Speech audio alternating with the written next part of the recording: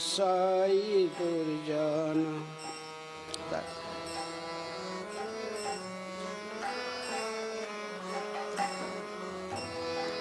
গোপীনাথ আমার ভরসা তুমি, গোপীনাথ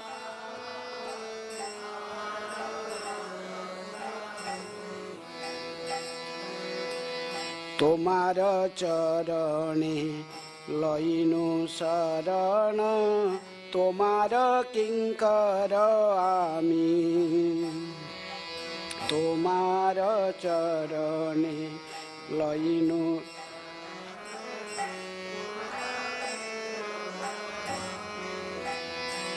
গোপীনাথ কেমনে শোধিবে মোরে, গোপীনাথ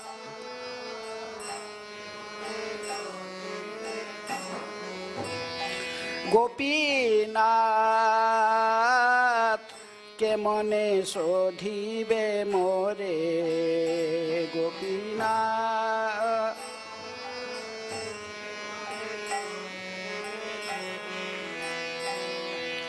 না জানি ভকতি কর্মে জড়মতি, পড়েছি সংসার ঘোরে। না জানি ভকতি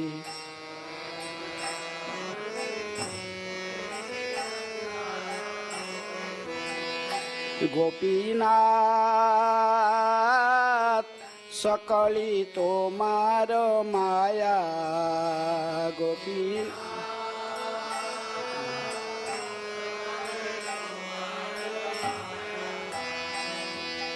নাহি মম বল জ্ঞান সুনির্মল, স্বাধীন নহে কায়া।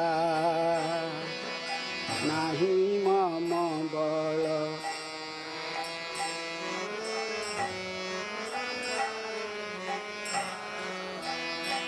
গোপীনাথ নিয়ত চরণে গোপীনাথ নিয়ত চরণে স্থান, গোপীনাথ নিয়ত চরণে স্থান।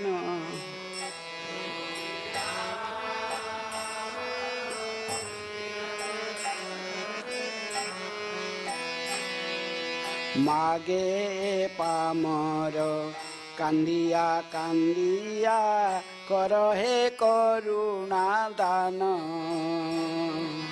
মাগে হে পামর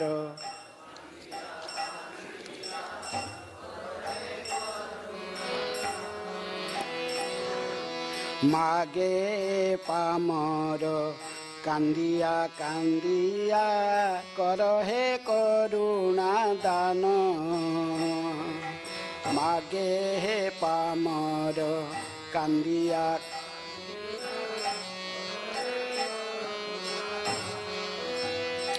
গোপীনাথ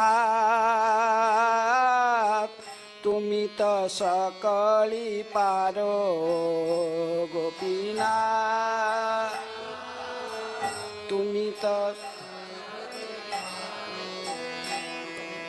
দুর্জনে তারিতে তোমার শক্তি, কে আছে পাপীর আর।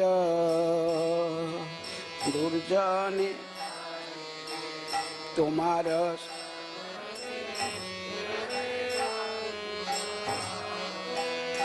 গোপীনাথ তুমি কৃপা পারাবার, গোপীনাথ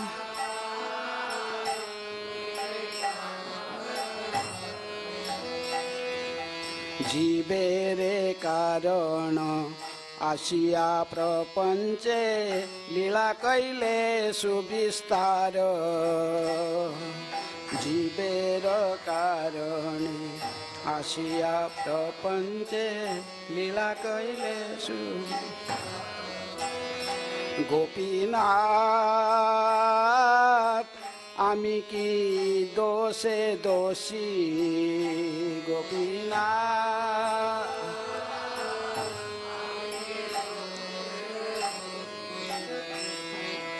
অসুর সকল পাইল চরণ বিনোদ থাকিল বসি,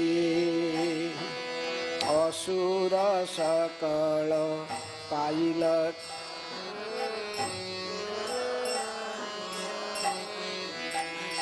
গোপীনাথ মম নিবেদন শুন, গোপীনাথ মম আমি তো দুর্জন সদা কামরত, কিছু নাহি মোর গুণ, আমি তো দুর্জন সদা কাম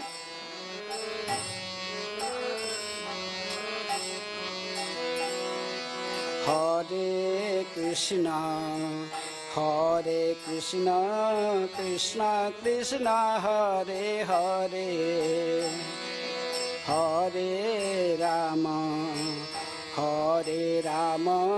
রাম রাম হরে হরে, হরে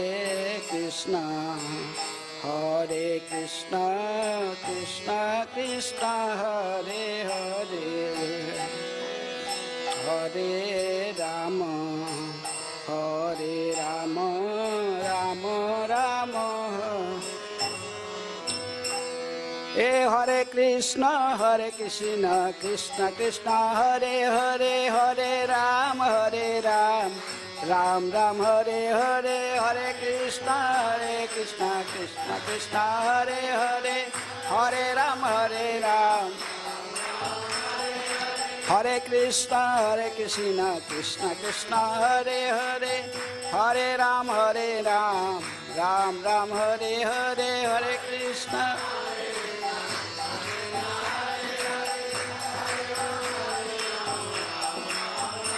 হরে কৃষ্ণ কৃষ্ণ কৃষ্ণ হরে হরে, হরে রাম রাম রাম হরে হরে, হরে কৃষ্ণ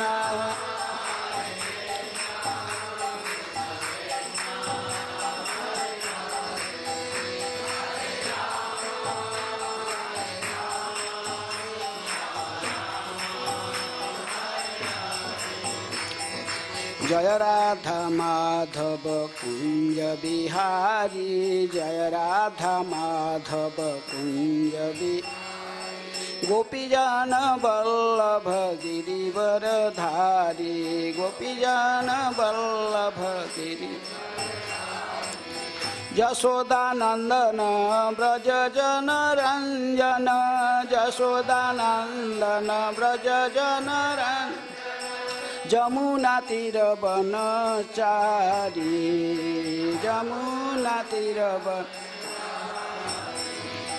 জয় রাধা মাধব কুঞ্জ বিহারী, জয় রাধা মাধব কুঞ্জ গোপীজন বল্লভ গিরিবরধারী, গোপীজন বল্লভ যশোদানন্দন ব্রজ জন রঞ্জন, যশোদানন্দন ব্রজ যমুনা তীর বনচারী, যমুনা তীর বন जय विष्णुपाद परमहंस परिव्राज काचार्य अष्टोत्तर शतशी श्रीमद डिवाइन ग्रेस अभय चरणारविंद भक्ति वेदांत स्वामी शिल प्रभुपाद की जय। इस्कॉन प्रतिष्ठाता आचार्य बीबीटी प्रतिष्ठाता आचार्य शिल प्रभुपाद की जय। अनंत कोटि वैष्णव भक्त वृंद की जय। नामाचार्य शिल हरिदास ठाकुर की जय। प्रेम से कहो श्री कृष्ण चैतन्य प्रभु नित्यानंद श्री अद्वैत गदाधर शिवासादि गौर भक्त वृंद की जय। राधा कृष्ण गोपी गोपीनाथ राधा कुंड श्यामा कुंड गिरी गोवर्धन की जय। मथुरा वृंदावन धाम की जय। श्री नवद्वीप मायापुर धाम की जय। पुरुषोत्तम क्षेत्र जगन्नाथ परिधाम की जय। श्री श्री कृष्ण बलराम की जय। राधा श्याम सुंदर ललिता विशाखा देवी की जय। श्री श्री गौर निताय की जय। समवेत वैष्णव भक्त वृंद की जय। ग्रंथराज श्रीमद्भागवतम की जय। वृंदा देवी तुलसी महारानी की जय। समवेत वैष्णव भक्त वृंद की जय। निताय गौर प्रेमानंदी हरि हरि बोल। ओम नमो भगवते वासुदेवाय।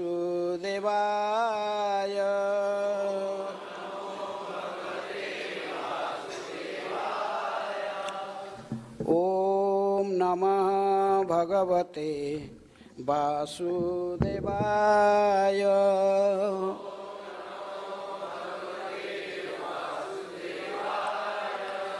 ओम नमः भगवते वासुदेवाय।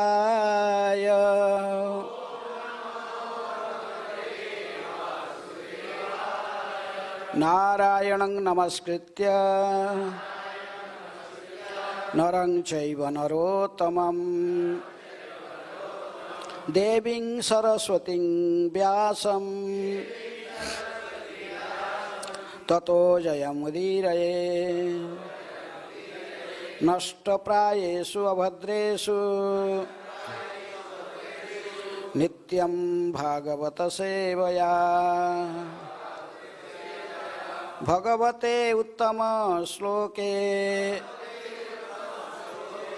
भक्तिर्भवति नैष्ठिके। श्रीमद् भागवतम से पाठ, अष्टम स्कंध, अध्याय 3, गजेंद्र के समर्पण स्तुति। आज श्लोक संख्या 32 और 33, क्योंकि 33 में कोई तात्पर्य नहीं है, उसी अध्याय के अंतिम श्लोक है, तो दोनों श्लोक पहले 32 नंबर श्लोक में ही अनुवाद तात्पर्य पढ़ के फिर बाद में अंत में लास्ट में वो 33 को पढ़ेंगे। श्लोक नंबर 32। सह अंतः सरसी उरुबलेन गृहीता आर्तः दृष्टा गरुत्मती हरिं खे उपात चक्रम उत्क्षिप्य सम्बुजकरं गिरम आह कृच्छ्रात् नारायण अखिल गुरो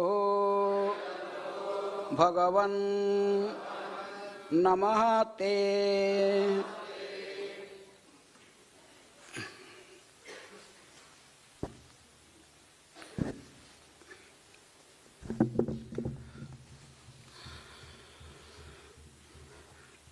सह अंतसरसिरुबलेन गृहीतार्तः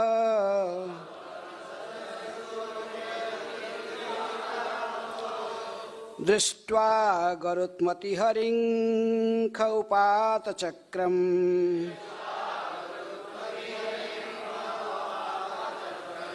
उत्क्षिप्य साम्बुजकरं गिरमाह कृच्छ्रात् नारायण अखिल गुरो भगवन् नमस्ते।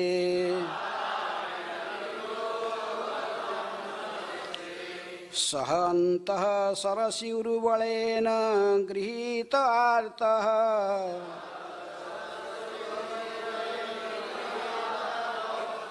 दृष्ट्वा गरुत्मति हरिं खौपात चक्रम्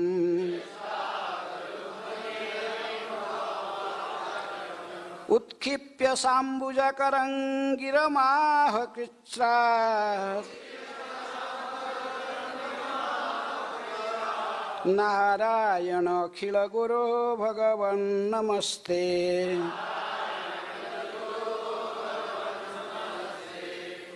सह अंतसरसिरुबलेन गृहीतार्तः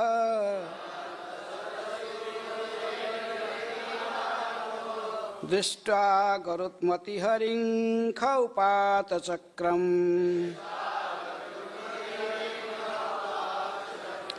उत्क्षिप्य साम्बुजकरं गिरमाह कृच्छ्रात् नारायण अखिल गुरो भगवन् नमस्ते।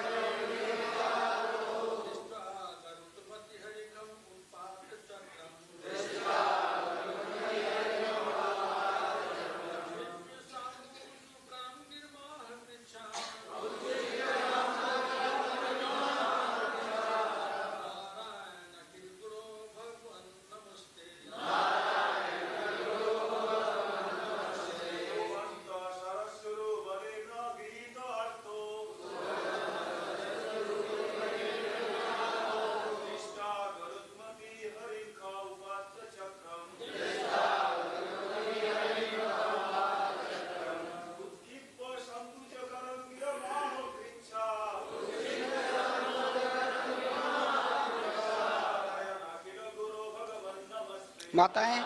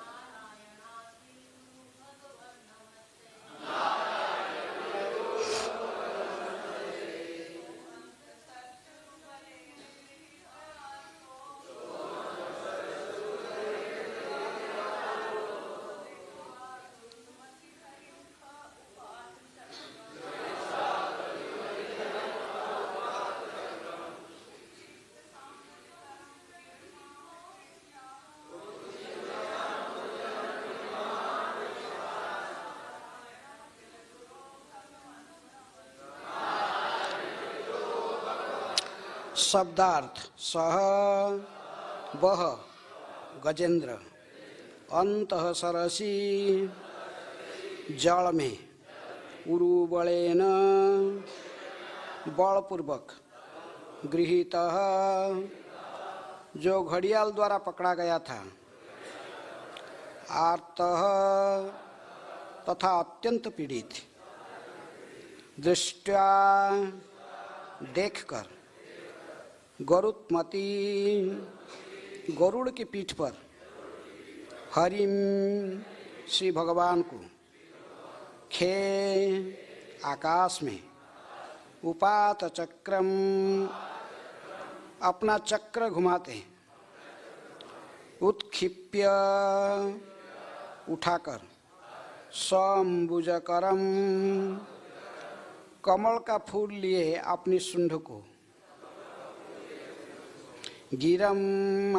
गिरमाह शब्द कहे, कृच्छ्रात अत्यंत कठिनाई से, नारायण हे भगवान नारायण, अखिल गुरु हे विश्व के स्वामी, भगवान हे भगवान, नमः ते मैं नमस्कार करता हूँ।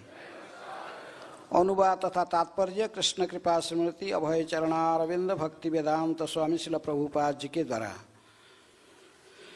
श्रील प्रभुपाद की जय। गजेंद्र पूर्ण पुरुषोत्तम भगवान का दर्शन पाने के लिए इतना इच्छुक था कि जब उसने भगवान को आकाश में आते हुए देखा तो उसने अत्यंत पीड़ा से तथा मंद स्वरों में भगवान को नमस्कार किया। भक्त भयावह स्थिति को भी भयानक नहीं मानता, क्योंकि ऐसी संकटपूर्ण स्थिति में वह अत्यंत भावपूर्वक भगवान से प्रार्थना कर सकता है। इस प्रकार भक्त संकट को एक सुअवसर मानता है। तत्तेनुकंपा सुसमीक्ष्यमाण। जब भक्त विकट संकट में होता है तो वह इस संकट को भगवान की महती कृपा मानता है, क्योंकि यह संकट निष्ठापूर्वक तथा एकाग्र चित्त से भगवान का चिंतन करने का अवसर प्रदान करता है। तत्तेनुकंपा सुसमीक्ष्यमाणो भुंजान एवात्म कृतं विपाकम। श्रीमद् भागवत के 10वें स्कंद की 14वें अध्याय के 8 नंबर श्लोक। वह पूर्ण पुरुषोत्तम भगवान पर दोषारोपण नहीं करता कि उनके कारण भक्त ऐसी संकट स्थिति में फंस गया है। प्रत्युत वह अपनी संकटपूर्ण स्थिति को अपने विगत दुष्कर्म का फल समझता है और इस अवसर को भगवान की प्रार्थना करने का सुयोग समझता है और उनकी धन्यवाद देता है कि ऐसे व उससे ऐसा अवसर मिला। जब भक्त इस प्रकार रहता है, उसकी मुक्ति भगवत धाम पुनरागमन सुनिश्चित रहती है। हम इसकी सत्यता गजेंद्र के उदाहरण से समझ सकते हैं, क्योंकि उसने अत्यंत आतुरता से श्री भगवान की प्रार्थना की और इस तरह उसे तुरंत भगवत धाम लौटने का अवसर प्राप्त हो गया। और एक श्लोक खाली पढ़ लेते हैं, इसका तात्पर्य नहीं है। तं वीक्ष्य पीडितमज सहसावतीर्य संग्राहम् आशु सरसः कृपया जहार। ग्राहाद् विपाटितमुखात् हरिणा गजेन्द्रं संपश्यतं हरिरमुं सदुत्सीयानाम्। तत्पश्चात गजेंद्र को ऐसी पीड़ित अवस्था में देखकर अजन्मा पूर्ण पुरुषोत्तम भगवान हरि तुरंत अहेतु की कृपावश गरुड़ की पीठ से नीचे उतरे और गजेंद्र को घड़ियाल समेत जल के बाहर खींच लिया।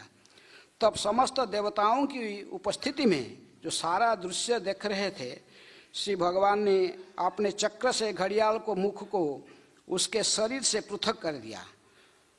उस प्रकार उन्होंने गजेंद्र को बचा लिया। इस प्रकार श्रीमद् भागवत के 8वें स्कंद के अंतर्गत गजेंद्र की समर्पण स्तुति नामक 3 अध्याय की भक्ति वेदांत तात्पर्य पूर्ण हुआ। ओम अज्ञानातिमिरान्धस्य ज्ञानाञ्जनशलाकया चक्षुरुन्मीलितं येन तस्मै श्रीगुरुवे नमः। श्रीचैतन्यमनोभीष्टं स्थापितं येन भूतले स्वयं रूप कदा मह्यं ददाति स्वपदान्तिकं।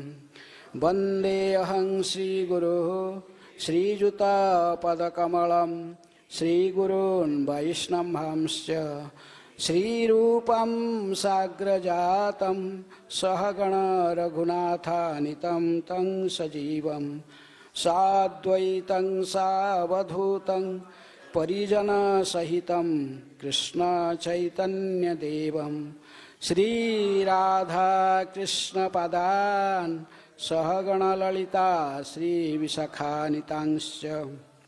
नमो ॐ विष्णुपादाय कृष्णप्रेष्ठाय भूतले श्रीमते भक्तिवेदान्त स्वामिनिति नामिने। नमस्ते सारस्वते देवे गौरवाणी प्रचारिणे निर्विशेषः शून्यवादी पाश्चात्यदेशतारिणे। नमो महावदान्याय कृष्णप्रेमप्रदायते कृष्णाय कृष्णचैतन्य नामिने गौरतिशै नमः। हे कृष्ण करुणा सिन्धु दीनबन्धु जगत्पते गोपेश गोपिकाकान्त राधाकान्त नमस्तुते। तप्त कांचन गौरांगी राधे वृंदावनेश्वरी वृषभानुसुते देवी प्रणमामि हरिप्रिये। वाञ्छा कल्पतरुभ्यश्च कृपा सिन्धुभ्येव च पतितानां पावनेभ्यो वैष्णवेभ्यो नमो नमः। श्री कृष्ण चैतन्य प्रभु नित्यानंद श्री अद्वैत गदाधर शिवासादि गौर भक्त वृंद। हरे कृष्णा कृष्ण कृष्ण हरे हरे, हरे राम राम राम हरे हरे। सोहंत सरसी उरुबलेन गृहीतार्थ दृष्ट्वा गरुत्मति हरिंख उपात चक्रम उत्क्षिप्य साम्बुजकरं गिरमाह कृच्छ्रात् नारायण अखिल गुरु भगवान नमस्ते। घड़ियाल ने गजेंद्र को जल में बलपूर्वक पकड़ रखा था, जिससे वह अत्यधिक पीड़ा का अनुभव कर रहा था। किंतु जब उसने देखा कि नारायण अपना चक्र घुमाते हुए गरुड़ के पीठ पर सवार होकर आकाश में आ रहे हैं, तो उसने तुरंत ही अपनी सुंड में कमल का एक फूल ले लिया और अपनी वेदना के कारण अत्यंत कठिनाई से निम्नलिखित शब्द कहे, हे भगवान, हे नारायण, हे ब्रह्मांड के स्वामी, हे पूर्ण पुरुषोत्तम परमेश्वर, मैं आपका सादर नमस्कार करता हूँ। तो ये गजेंद्र की स्तुति भागवत में भक्तों के बीच में विशेष रूप में प्रसिद्ध है।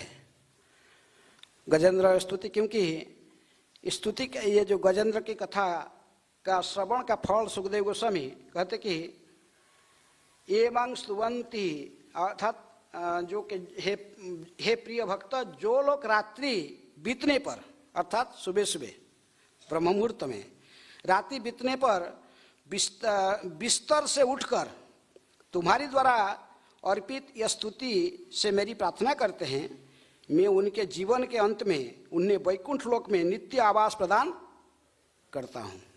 हैं? तो वैकुंठ में जाने के लिए, भगवान के धाम को प्राप्त करने के लिए बड़ा सुलभ उपाय भगवान स्वयं कह रहे। श्लोक को भगवान स्वयं कह रहे। भगवान स्वयं कह रहे कि हे गजेंद्र, हे मेरे प्रिय भक्त, जो लोग रात्रि बीतने पर बिस्तर से उठकर तुम्हारा ये अर्पित स्तुति को मेरी प्रार्थना स्तुति से मेरी प्रार्थना करते हैं, मैं उनके जीवन के अंत में उन्हें वैकुंठ में नित्य आवास प्रदान करता हूँ। आप सब जाते हैं वैकुंठ जो जाना चाहते, बहुत सरल उपाय है ना। अरे इतने सुबह से उठ के ठंडे से इतनी नाम क्या मंगला आरती अटेंड कर रहे हो, फिर नाम जप रहे हो, फिर सारे रीति है। भगवान स्वयं कह दिए कि सिंपल और स्ट्रेट, सीधा सरल और सीधा उपाय क्या है? प्रत्येक दिन सुबह उठकर ब्रह्म मुहूर्त में जब बिस्तर से उठकर गजेंद्र की स्तुति का पूरा कंठस्थ कर लो। 30 श्लोक है, 30 श्लोक में गजेंद्र स्तुति क्या है। और 30 श्लोक यदि आप प्रत्येक दिन सुबह उठकर बिस्तर से उठ के भगवान को प्रार्थना करोगे, स्तुति का अर्पण करोगे, भगवान गारंटी दे रहे हैं कि ये जीवन का अंत में निश्चित रूप में मेरे नित्य धाम वैकुंठ जगत में उसको स्थान प्राप्त हो जाता है। तो इसीलिए गजेंद्र की उपाख्यान बड़े महत्वपूर्ण उपाख्यान है। तो लेकिन गजेंद्र का जो था, एक ही जन्म से वो पूरा भक्ति में सफलता प्राप्त नहीं कर पाया था। इसकी पहला जन्म में वो कौन था? महाराज इंद्रद्युम्न के रूप में उनकी जन्म हुआ था। ये इंद्रद्युम्न वो जो कौन जगन्नाथ जी को प्रकट करने वाले इंद्रद्युम्न सेम नहीं है, ये अलग इंद्रद्युम्न है। तो इन्होंने उस जन्म में तो जब इंद्रद्युम्न के रूप में वो जन्म लिया था, तभी उन्होंने ग्रह में राजा थे, पूरे विश्व के सम्राट थे। लेकिन इन्होंने जीवन के ठीक बीच अवस्था में, यौवन अवस्था से ही घर त्याग दिए थे। हैं? इसलिए सब लोग नाराज थे, कई लोग नाराज रहे। ब्रह्मा भी थोड़ा नाराज थे। देवता लोग बोले क्या ये वर्णाश्रम धर्म भी पालन नहीं किया, सीधा घर बार छोड़ के जंगल में आकर हैं, ये सब भगवान की भक्ति करना शुरुआत करते, छोटा सा कुटिया बनाकर उसमें बैठकर किसी बात नहीं करते थे, पूरा मौन रख के हैं अपने भजन वो ध्यान करते, भगवान को ध्यान करते थे, भगवान की स्तुतियाँ जो याद रखे थे उसी को गाया करते थे। ये जो गजेंद्र जो स्तुति गाया ये पिछले जन्म से इसको याद रखा था, इस जन्म में नहीं। पिछले जन्म से जो महाराज इंद्रद्युम्न के रूप में था तो उस समय वो इंद्रद्युम्न महाराज के रूप में भी स्तुति को भगवान को अर्पण करता था। इसलिए अत्यधिक विपद में आने के कारण भगवान ने इसको याद दिलाया, नहीं तो वो कैसे गा सकता स्तुति है। भगवान क्या कहते, सर्वस्य चाहं हृदय सन्निविष्टो मतः स्मृतिर ज्ञानम अपोहनम च। भगवान कहते प्रत्येक जीवात्मा के हृदय में मैं ही बैठा हूँ और मेरे से ही स्मरण करने का शक्ति, भूल जाने का शक्ति, ज्ञान सब कुछ आता है। इसलिए जब भगवान के चरण में समर्पित हो जाता है, भगवान की कृपा से इसको सब कुछ स्मरण होता है। इसलिए गजेंद्र जो भगवान के चरण में पूरा समर्पित भक्त था, और यदि थोड़ा सा कोई भक्ति करता है, भक्ति को भी नष्ट नहीं करता है, नष्ट नहीं होता है। भगवान गीता में कहता है कि स्वल्प अपि अस्य धर्मस्य त्रायते महत भयात्। ये भक्ति जो की विधि भक्ति मार्ग में यदि थोड़ा सा कोई अग्रसर किया है तो फिर उसके कोई उसका किसी प्रकार की हानि नहीं हो सकता, क्योंकि पूर्व जन्म से भक्ति किया था। तो इसीलिए भगवान ने कृपा करके इसको स्मरण शक्ति इस जन्म में भी, हाथी के शरीर में भी दिए।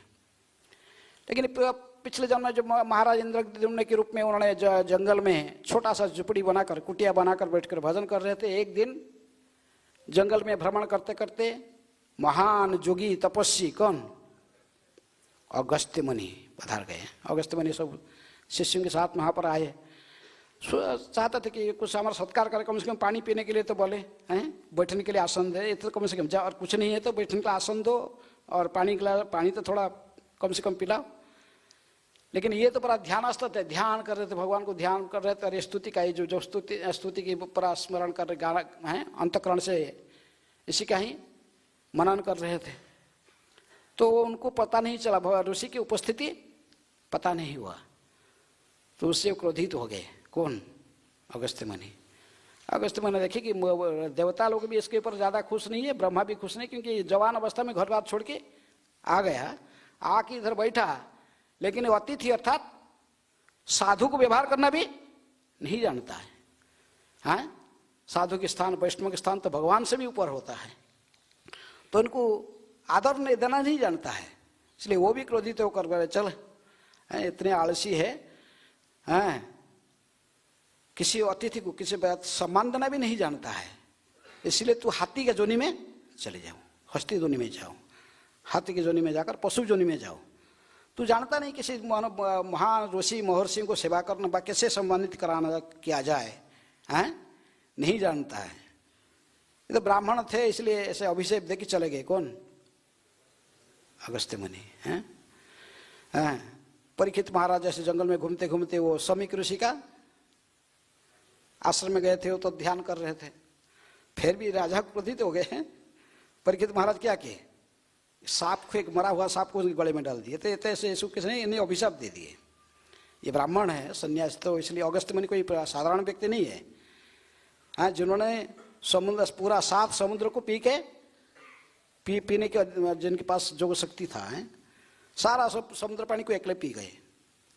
जानु मुनि तो केवल गंगा को पी गए थे, लेकिन ये जो अगस्त्य मुनि है पूरे 7 समुद्र के जल को पूरा पी गए। हाँ तो ऋषि जोगी लोग इनका पास ऐसा ही जो शक्ति रहता है, तो इसलिए अभिशाप दे के चले गए। तो हाँ, इनको दूसरे जन्म में कौन सा जोनी में आना पड़ा, हाथी की जोनी में आना पड़ा है। लेकिन साधारण हाथी नहीं थे। ये जो लीला हो रहा है, गजेंद्र मुख्य का जो लीला है, ये कहाँ पर हो रहा था, ये पृथ्वी लोक में नहीं, कहाँ पर, हाँ, क्षीर समुद्र 7 प्रकार समुद्र का वर्णन है। ये तो हम लोग को नमकीन समुद्र का किनारे पर है पृथ्वी लोक, है पृथ्वी। और लेकिन ये होता था क्षीर सागर में कौन सोते हैं, हाँ, क्षीरद साई विष्णु। तो क्षीर सागर सब प्रकार अलग अलग समुद्र है ना, नमकीन फिर क्या मीठा जल का समुद्र भी है, फिर गन्ना का जूस का समुद्र है, गन्ना रस का समुद्र है, फिर मधु का समुद्र है, दही का समुद्र है, दूध का समुद्र है, सब एक एक समुद्र है भिन्न। तो ये दूध से जो क्षीर सागर, दूध के समुद्र, तो उसी वहीं पर लीला हो रहा था। और वहां पर उस बीच में एक द्वीप था और उसमें त्रिकुट नामक पर्वत है। त्रिकुट, 3 मुख्य श्रृंग पर्वत के था। एक सोने का, एक चांदी का और दूसरा लोह का। त्रिकुट, इसलिए तो त्रिकुट है। 3 श्रृंग था उस पर्वत का।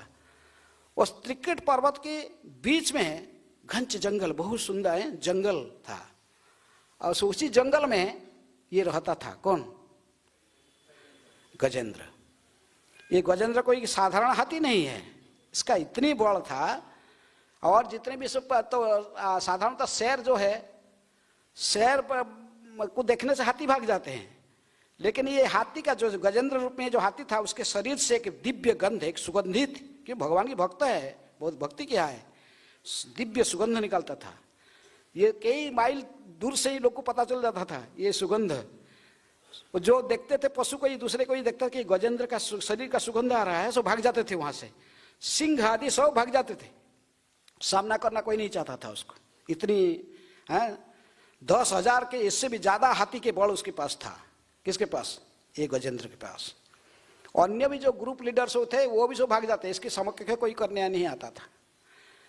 लेकिन ऐसा ही तो पूरा आनंद में ये पूरे उन्मत्त होकर घूमता था। उसके फॉलोअर्स बहुत थे, इसके हजारों रानियां भी थे, सब माने हस्तिन के साथ ही घूमता था।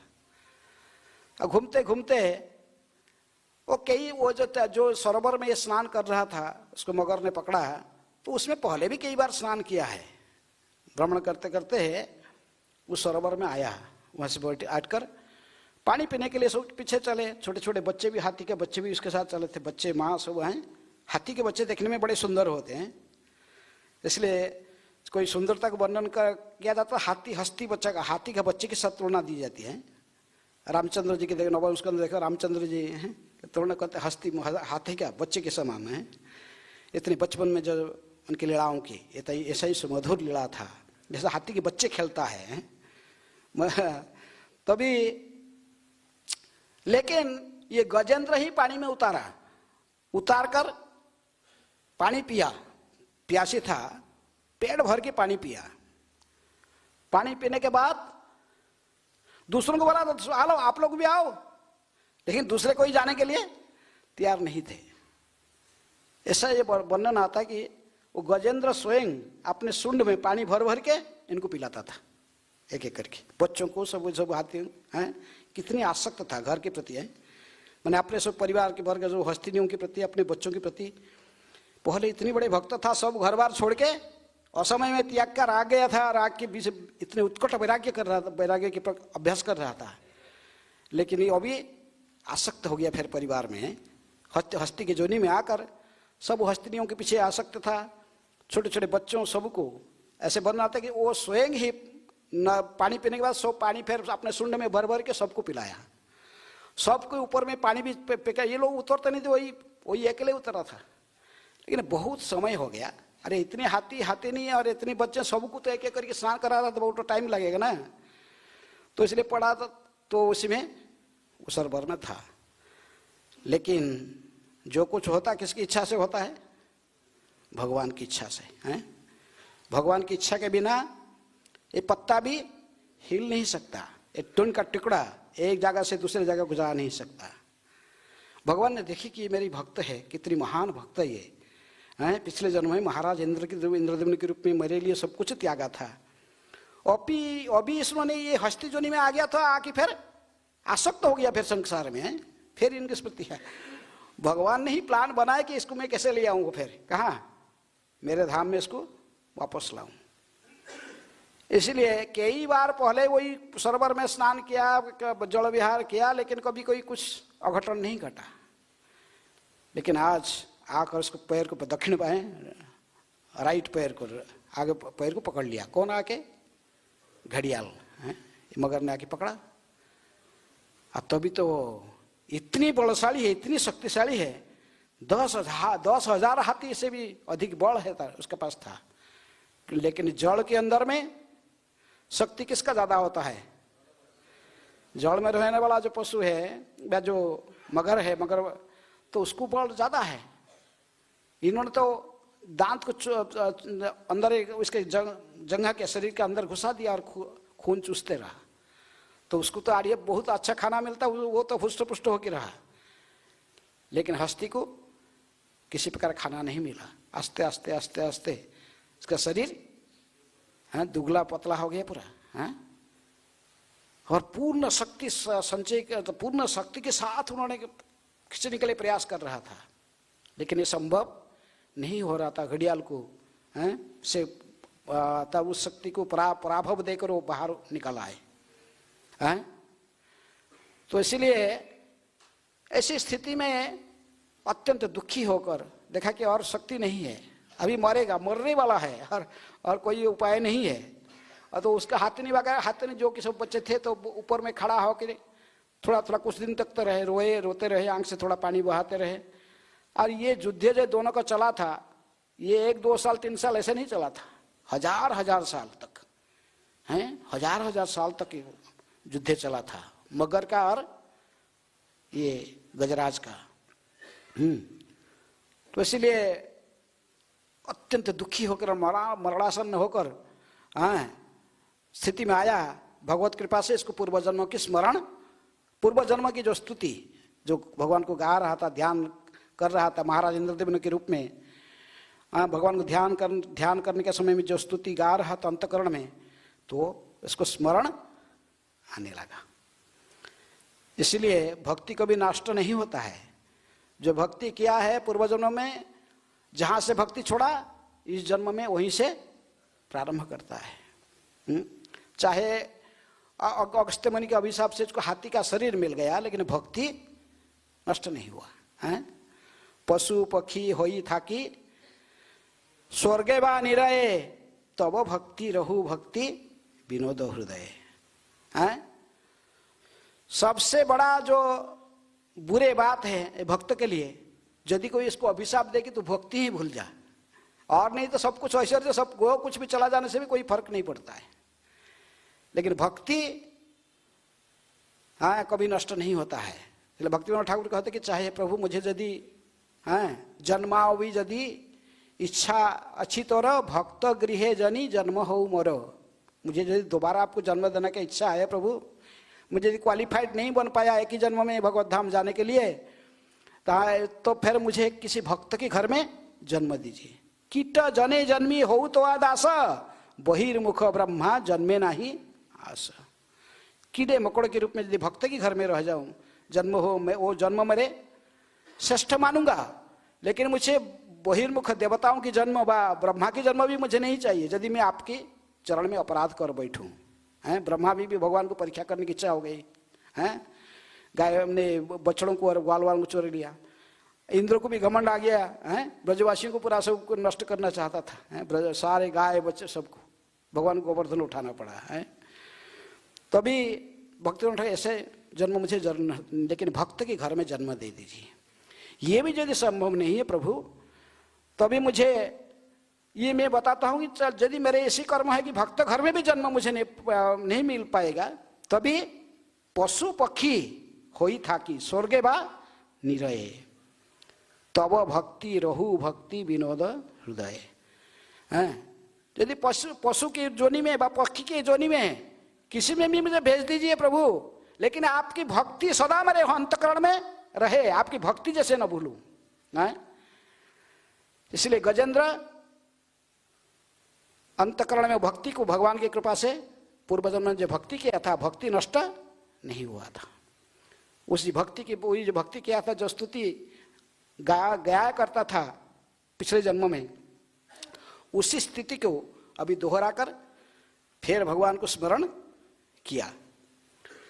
जब स्तुति गा रहा था, स्तुति वाले सारे देवता लोग आ गए थे, हजार लड़ाई देखकर क्षीरसागर के किनारे, वो देवता वहीं पर देवता लोग की देवलोक के किनारे ही क्षीरसागर है, तो इसे देवता लोग सब आ गए सो आगे देख रहे थे, लेकिन देख रहे कि ये जो स्तुति कर रहा था किसी देवता को प्रार्थना नहीं कर रहा, कोई ब्रह्मा व शंकर व अन्य कोई देवता इंद्र किसी को बुलाता नहीं। तो ये लोग भी नहीं, सब देख रहे थे, तामसा देख रहे थे कि देवता लोग चाहते थे तो उसको घड़ियाल कैसे रखा कर सकते थे ना, लेकिन ये भी भक्त दूसरे किसी देवता को स्तुति नहीं कर। जो स्तुति प्रारंभ किया तो ओम नमः भगवते हैं, भगवान को स्तुति प्रारंभ किया। इसलिए देख रहे थे भगवान वो विष्णु को प्रार्थना करा, हम क्यों सुने इसके बात है।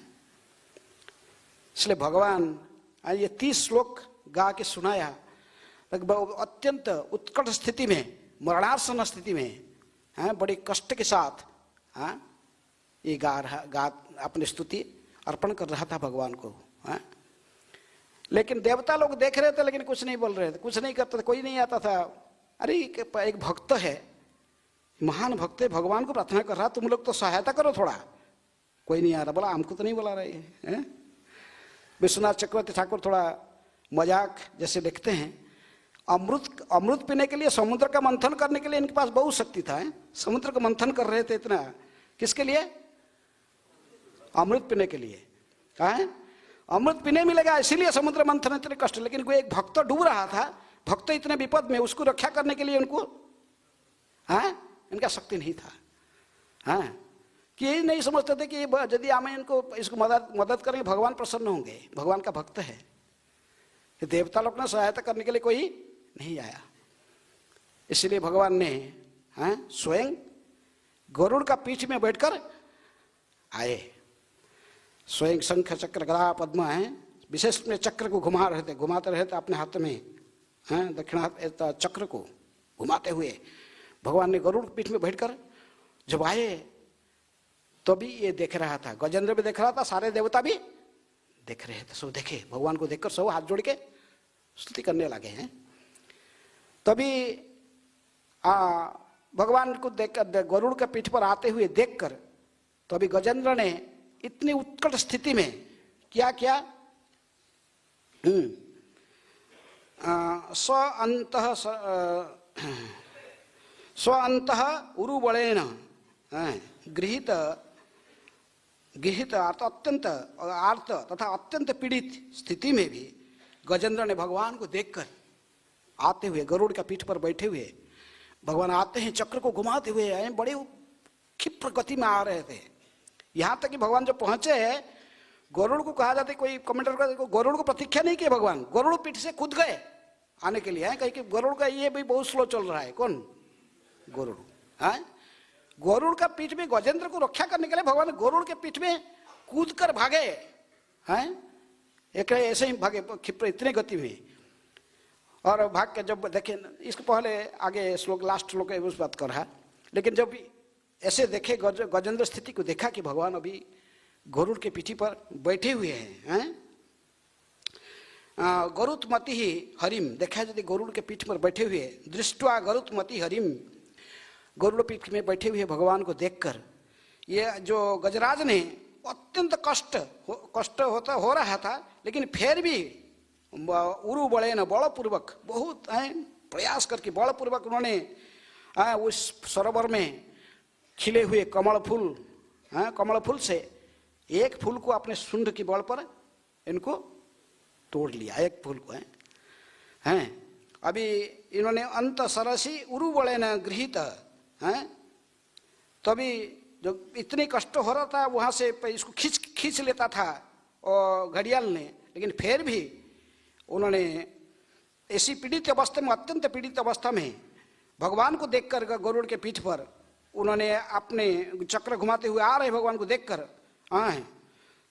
स अंबुजकरम, हाथी का कर कौन सा होता है? हाथी का सुंड। तो सुंड से एक कमल फूल को उठाकर सुंड में पकड़कर भगवान को अर्पण किया।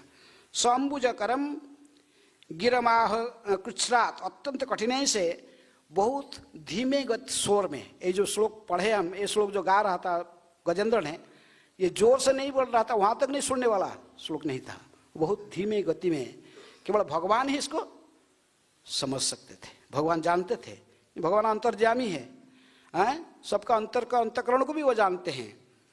इसलिए उन्होंने उस कमल फूल को ऐसे बढ़ाते हुए भगवान को हैं, उसका साथ थोड़ा जड़ भी मिला हुआ था, सुंड में थोड़ा जड़ भी ले लिया था। जड़ और फूल दोनों अर्पण कर रहा था। किनको? भगवान विष्णु को अर्पण करता था। स्तुति जो कह रहा था धीमे गति में क्या बोलता था? नारायण अखिल गुरु भगवान नमस्ते। क्या कहा? नारायण अखिल गुरु भगवान नमस्ते। मैं भगवान को नमस्कार करता हूँ जो नारायण है और अखिल जगत के गुरु है। हे भगवान, हे नारायण, हे ब्रह्मांड के स्वामी, हे पूर्ण पुरुषोत्तम परमेश्वर, मैं आपको सादर नमस्कार करता हूँ। थोड़ा पानी दिया और एक कमल का फूल भगवान के चरण में अर्पण किया। भगवान गीता में क्या कहते हैं? पत्रं पुष्पं फलं त्वयं जो मे भक्त्या प्रयच्छति तदहं भक्ति उपहृतम आस्नामि प्रयतात्मना। है, उससे प्रसन्न हो जाते भक्त यदि अर्पण करता। और इसके पास उस स्थिति में कुछ नहीं था। ये हाथी जो गजराज के पास कुछ था नहीं, होते ऐसे स्थिति में पड़ा हुआ, मरणासन स्थिति में, फिर भी शक्ति थोड़ा संग्रह करके देखा कि यहाँ पर तो सरोवर का बहुत निर्मल जल है और कमल का फूल है। हैं, एक थोड़ा सा जल और एक फूल भगवान को देकर उन्हें प्रसन्न कर लिया। भगवान तो आए थे उसको रक्षा करने के लिए, लेकिन भक्त भी अपने सख्य मुताबिक भगवान को अवश्य कुछ ना कुछ देना जो उसके पास है अर्पण करना चाहिए। कुछ नहीं है तो पत्रं पुष्पं फलं त्वयं। प्रभुपाद जी दूसरी जगह में तात्पर्य लिखते कि जो भक्त लोग आते हैं मंदिर में, कि साधु को दर्शन करने आते हो, भगवान को दर्शन करने आते हो, राज दरबार में जाते हैं, नीति शास्त्र कहता है कि उस समय खाली हाथ में नहीं जाना है। जितने तुम लेके जाओगे देने के लिए, उससे 1000 गुना तुमको और देने मिलेगा। मत सोचो कि आपका घट जाएगा। भगवान को यदि कोई कुछ भी अर्पण करता, भगवान किसी से ऋणी नहीं रहते हैं, वो ऋण चुका देते सबका है। वो जितना अर्पण करता है उसका 1000 गुण भगवान देते हैं। वो समझता नहीं कि जो कुछ मेरे पास है ये सब मेरा नहीं है, किसका है? ईशाभाष्यम इदम सर्वम जत्किंच्या जगत्याम जगत। इस जगत में जो कुछ भी हम वस्तु देख रहे हैं वो किसका है? भगवान का है। इसलिए सब भगवान को अर्पण करना ये कर्तव्य है। तो इसलिए गजेंद्र ने केवल थोड़ा पानी और एक फूल देकर भगवान को प्रसन्न कर लिया है। भगवान उसी से प्रसन्न हो गए। गजेंद्र को देखकर इसी आर्त स्थिति से आंख से अश्रु आता था, बह रहा था गजेंद्र का। अब भगवान की आंख से भी अश्रु आ गया। उन्होंने तुरंत, देवता लोग ने भी देख रहे थे उनको प्रतीक्षा भी नहीं किया। भगवान ने उनके प्रति उपेक्षा करके पूरा आए सीधे। गरुड़ को भी छोड़ दिए पीछे, गरुड़ को भी छोड़कर वो गरुड़ पेड़ से कूद गए, कूद के स्वयं आ गए नीचे हैं, आकर चक्र को चक्र में वो ग्राहक तंगभिख्य पीड़ितमज सहसा अवतीर्य। देखकर इतनी कष्ट भोग रहा है, इतनी पीड़ित हो रहा है गजेंद्र। तभी उन्होंने अचानक गरुड़ का पीछे से कूद गए। भगवान देखे, दूर से देख रहे थे, आकाश में आ रहा था। वो देखे कि गरुड़ भी सब इतने स्लो चल रहा है, पहुंचने के लिए लेट हो जाएगा। तो उसका तुरंत भगवान कूद के भागे सीधे। भगवान को कोई बहान फान जरूरत नहीं है। भगवान कहीं जाना चाहते हैं, इनका कोई बहाना आवश्यक नहीं। भगवान को अपनी इच्छा से, केवल इच्छा बल में 1000 माइल के स्पीड में अधिक गति से वो भाग सकते हैं। इसलिए उन लोग केवल गरुड़ का सेवा लेते हैं। गरुड़ की भी इच्छा था भगवान से, लेकिन भगवान को ऐसा कोई जरूरत नहीं है। गरुड़ से भी अधिक गति में भाग सकते हैं। गरुड़ को पीछे पकड़ के भाग के आ गए तो सहसा अचानक अवतीर्य, गरुड़ से उतर गए, जंपिंग कर दी पूरा गरुड़ के पीठ में। तो उतर कर ग्राहम आसु सरस उज्जाहर आए, आकर हस्ती के समेत घड़ियाल को, दोनों को ही अपने शक्ति से खींच लिए। ये हाथी का शक्ति के वो तो खींच नहीं पाता था गरुड़, लेकिन इतनी भगवान खाली हाथी को शरीर में हाथ लगा, इसको इतने खींच लिए, हाथी के समेत वो भी आ गया। कौन? घड़ियाल भी जमीन के ऊपर आ गया। दोनों को, हाथी को, घड़ियाल को, दोनों को पानी के बाहर निकाल लिए। तभी आंसू माने तुरंत, बहुत जल्दी वो ग्राह के सहित गजेंद्र का सहित वो उसको भी बाहर निकाल लिए। और विपाटितम मुखात, उसके मुख को अपने चक्र से विपाटित मुखाम अरिणा गजेंद्र, उस गजेंद्र के मुख को ऐसे काटे, नहीं ऐसे नहीं कि गले से काट दिए, ऐसे कई जगह कहते कि नहीं, तो ये कहते कि आचार्य लोग कहते कि नहीं, इसके मुख को पूरा फाड़ दिए, जिसे दांत के पकड़े के थे रखा था ना, पूरा मुख को फाड़ दिए। हाँ, वो और टाइट करी पकड़ने के उसको समर्थ नहीं होगा, इसलिए कहते कि ग्राहत विपाटितम, ग्राहत विपाटित मुखात, उसके मुख को फाड़ दिए पूरा चक्र में, और फाड़कर चक्र से ओरिना, चक्र में उस गजेंद्र का मुख को फाड़ दिए, और देख तुरंत ही वो उसको रक्षा कर लिए। किसको? गजेंद्र जितने कष्ट भोग रहा था उसको रक्षा कर लिए, बचा लिए उसको। उच्चत उच्चत उच्छ्रियाणाम, सभी देवताओं की उपस्थिति में, सम्मुख में सभी देवता देख रहे थे, देख रहे थे, और कोई सामने नहीं आ रहा था। सोचते थे भगवान हमको कहेंगे थोड़ा मदद करने करेंगे, कहेंगे बोलेंगे तो हम मदद करेंगे। भगवान तुमको की मदद करने के लिए बोलेंगे? अपने भक्त के लिए भगवान स्वयं, वो अकबर बोला था ना बीरबल को, क्या बोला? तुम्हारा भगवान कैसा है? जो उसको स्तुति करता, प्रार्थना करता तो उसको रक्षा करता है, भक्तों को रक्षा करता है, और अभक्तों को क्या करता है? सो मार डालता है। अरे वो तो बाप है सबका, प्रत्येक जीवात्माओं की वो सब प्रभु है, और एक पक्षपात करता तो ये तो पक्षपात होता है, अपने भक्तों को रक्षा करता है और अभक्तों को क्या करता है? मार डालता है। ये कैसा है? इसलिए बीरबल ने क्या किया था? जब पूर्णिमासी दिन में, पूर्णिमा की चांदनी की रात में जमुना में नौका विहार का प्लान बताया, और बोला कि तुम्हारा छोटा लड़की को भी लेके आना, छोटा सा लड़की जो है उसको धाई को बोल दिया था, धाई एक पितली को उसका लड़की की जैसे एक एग्जैक्ट पितली बनाकर उसको ड्रेस बनाकर लेके आया, पहना के, बोला पास में नहीं आना, दूर में बैठना। अकबर जो देख रहा था मेरा छोटी सा लड़की ने, छोटी सा बेटी आई है, बड़ा खुश हो रहा था, आज नौका विहार में मेरी छोटी सी लाली भी आई है। लेकिन ठीक नदी का बीच में आ गया तो धाई को बोल दिया था फेंक देने का उसको, और फेंक दिया पितले, तो पितले था, फेंक दिया। अकबर देख रहा था, नहीं मेरी बेटी को फेंक दिया, और कुछ इतने सारे बैठे थे, किसी को बोला नहीं, खुद कूद गया वो उसको पकड़ने के लिए, हैं? तब सब लोग हंसने लगे, बोले बादशाह ये क्या कर रही, वो पितली है, आपका लड़की नहीं है। सब लगे, बोले अच्छा, बोले ये कौन किया? नहीं है बीरबल, तू ऐसा क्यों किया? भाई को डांट रहा था, बोला कि बीरबल मुझे बोला था ऐसे करने। तो भगवान ने, अकबर देखे कि बीरबल तू ऐसा क्यों किया, बोला ऐसा क्यों बोला? बोला आप पूरा समझ में आ रहा ना, भगवान क्यों उनके भक्त को रक्षा करने स्वयं क्यों भाग जाते हैं। हाँ, इसे इतना, यहाँ भी गजेंद्र इतना सारे देवता है कि इसको ऑर्डर दे सकते थे, बचा लो इसको, नहीं, भगवान ने स्वयं अपने गरुड़ के पीछे से कूद गए, कूद के भाग के आए पूरा। हैं?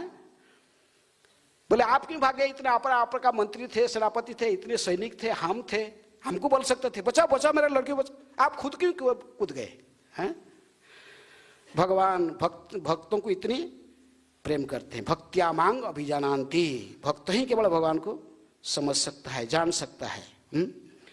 तो इसलिए भगवान ने गरुड़ को पीछे करके गरुड़ पे पीठ से कूद गए, कूद के आकर अपने चक्र के बल से घड़ियाल के मुख को फाड़ दिए, हैं? घड़ियाल को बचा लिए, हैं? जो ने श्री किसको, दोनों को बचाया है, लेकिन विशेष दोनों को उद्धार किए, बचाए विशेष रूप में किसको? हाथी को। तो हाथी जब हस्ती, जब घड़ियाल तुरंत, घड़ियाल का सिर ने जो फाड़ दिया उसका, वो तुरंत ही भगवान के चक्र के स्पर्श से वो अपने स्वरूप में प्रकट हो गया। कौन? घड़ियाल। कौन था वो गंधर्व के शरीर प्राप्त कर लिया, है? वो हुहु गंधर्व था, हुहु गंधर्व, हुहु नाम के गंधर्व था, जिन्होंने स्नान करने के समय में सरोवर में, वहाँ पर एक ऋषि थे, देवल ऋषि, ध्यानमग्न थे, वो बैठ ध्यान कर रहे थे, स्तुति गा रहे थे भगवान को। तो इन्होंने मजा करने के लिए नीचे से जल के अंदर डूब के जाकर उनको पैर को खींच लिया था। कोई कहते कि नहीं, दूसरा अप्सरा सब भी थे वो गंधर्व के साथ, तो अप्सराओं के साथ मजा करता था, बाई चांस वो पैर, उसका पैर को पकड़ लिया। किसका पैर को? देवल ऋषि का पैर को। इसलिए देवल ऋषि ने इसको अभिशाप दे दिया क्या अभिशाप दिया? हैं? जा तुम मगरमच्छ बन जा, हैं? घड़ियाल बन जा। तो उसे घड़ियाल की तरफ पैर में पानी के अंदर डूब के मेरे पैर खींच रहा है। ऐसा भी एक कहानी है ना, नवद्वीप लीला में, गोरादह में कहानी है। वो भी गंधर्व का बेटा था, तो वो मजाक कर रहा था। बच्चे तो मजाक करते ना। अब यहीं पर काम्य वन में दुर्वासा मुनि बैठ के मैंने अपना ध्यान कर बैठे हुए थे। अपनी जट्टा सब फैला हुआ था इधर। ये गंधर्व का बेटा जाकर सब कैंची लेकर क्या कर रहा था? जट्टा को सब काट दिया। ऐसा है। दुर्वासा मुनि का तो ध्यान तो क्रोधित हुए, तो उसको भी अभिशाप दे दिए। क्या बनने के लिए? हाँ, जा तुमको इतने काटने के लिए दांत में, चल जा, तुमको वहां जा, क्या बन जा, तुम भी मगर का बच्चा बन जा, हैं, घड़ियाल बन जा। इसलिए वो नवद्वीप में जब वो घड़ियाल गोरादह में रहता था, चैतन्य महाप्रभु उसको उद्धार किए थे। वो बड़ा कहानी यहाँ नहीं बोला, लेकिन यहाँ पर ये विशेष रूप में ये डबल ऋषि के अभिशाप से ये हुहु गंधर्व ने ये घड़ियाल का शरीर प्राप्त किया था। इसलिए इसका भी उद्धार हुआ। भगवान जब कोई एक लीला करते उसमें बहुत कुछ लीला एक साथ हो जाता है। इसका भी उद्धार हो गया, वो जो घड़ियाल का भी उद्धार हो गया। वो कौन सा शरीर मिला उसको? गंधर्व का शरीर मिला, गंधर्व लोक में चला गया। क्योंकि भक्त नहीं था, इसको भगवत धाम थोड़ी भगवान भेजेंगे, इसको भेज दिए, गंधर्व लोक चला गया, अपना अभिशाप से मुक्त हो गया। क्योंकि बात में जो रोया था हुहु गंधर्व, तो उन्होंने मुनि ने कहे थे,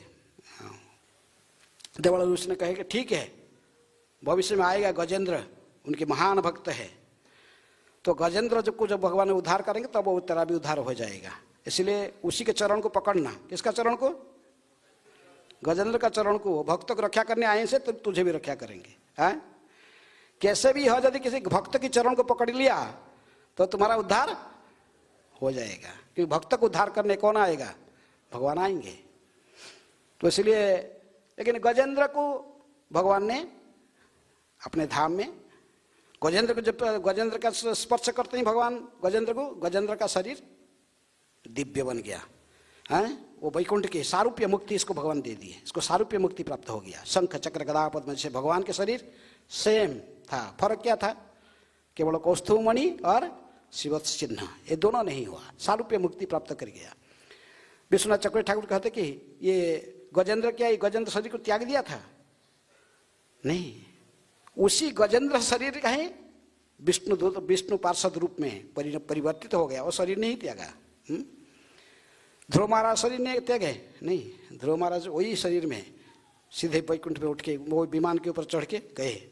मृत्यु देवता के सिर पर पैर रखकर विमान में उठे थे। लेकिन यहाँ पर भी कहा जाता है कि गजेंद्र का जब ऐसा शरीर त्याग कर वैष्णव तो दूसरे शरीर लेके दिव्य शरीर में वैकुंठ नहीं गया था। लेकिन भगवान ने अपने जोग कृपा से उसी हाथी के शरीर ही परिवर्तित हो गया। किसमें? विष्णु पार्षद के शरीर में। विष्णु पार्षद शरीर में परिवर्तित हो गया। भगवान ने इसको अपने धाम में भेज दिए, इसको वैकुंठ भेज दिए। और जो कथा को जो सुनेगा वो भी भगवत धाम जाने के योग्य बन जाएगा। सुखदेव गोस्वामी कहते हैं। समय हो गया, किसका कोई प्रश्न है? हाँ,